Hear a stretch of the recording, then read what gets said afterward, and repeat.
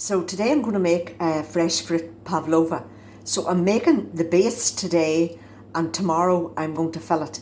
And I'm making pavlova because there's lovely fresh raspberries and strawberries at this time of the year. So I'm going to make raspberry pavlova, which gives it a nice tart taste.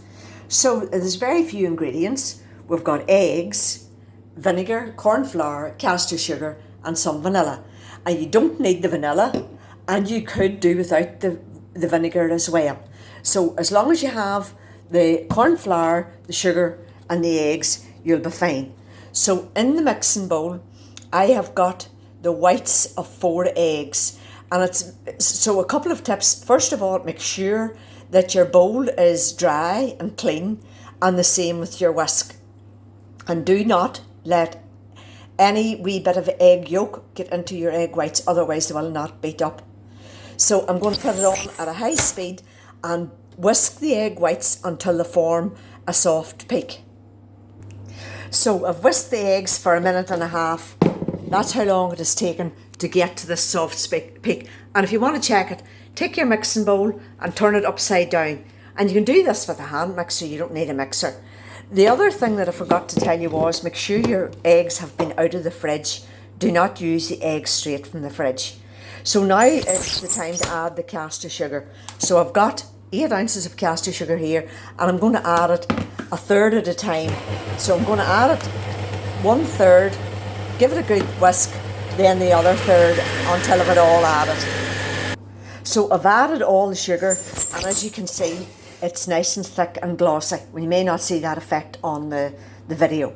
So now I'm going to add the last 3 ingredients, which is the corn flour, the vinegar and the vanilla. I'll add all just at the one time, give it another beat, and that's it ready. So that's the other 3 ingredients added.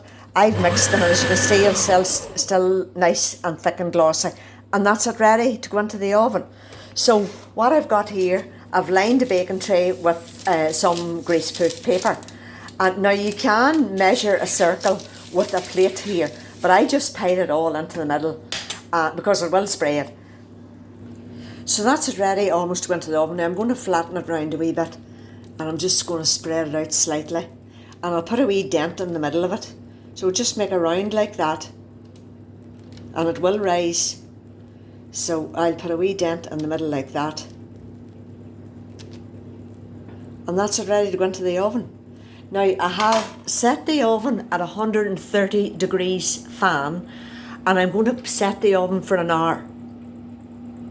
So at the end of the hour, I will turn the oven off and let the pavlova stay in it, and I'll let it stay in it until the oven is cool, or overnight. And I like to leave it overnight, but this is the middle of the day, it's only 3:30, so I'm going to take, it'll take a couple of hours. So do not be tempted during the 1 hour that it's going to cook to open the oven door. So that's my tip.